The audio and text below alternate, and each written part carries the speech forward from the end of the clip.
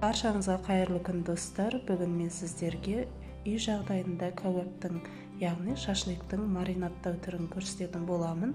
Видеоны соңына дейін қараңыздар. Ең алдымен тауық етін осылай бөлшектерге бөліп аламыз. Одан кейін жақсылап 5-6 мәрте қайталап жуамыз. Бұл жерде менде 5 килограммдай тауық еті. Одан соң бізге маринадтауға арналған осындай ингредиенттер қажет болады, яғни приправа шашликке арналған, сосын осындай чеснокты свежий түрінде қоссаңыздар болады, және кетчуп, майонез. Содан кейін кәдімгі сарыағаш суын қосатын боламыз.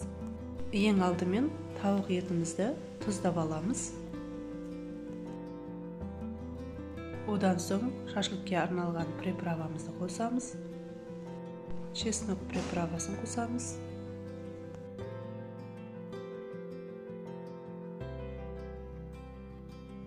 Одан кейін майонез бен кетчупты қосамыз.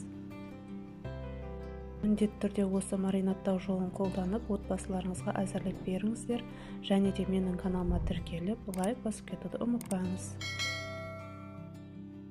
Содан кейін барлығын жақсылап араластырамыз.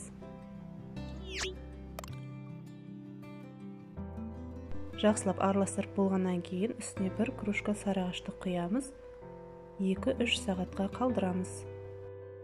Мінекей достар, біздің шашлигіміз дайын, яғни осындай шампурларға салып пісіріп алатын боламыз. Егерде шампур мен мангал болмаса, онда 200 градуста алдын ала қыздырылған пеште 60 минут көлемде пісіреміз. Мінекей достар, біздің кәуаптарымыз дайын.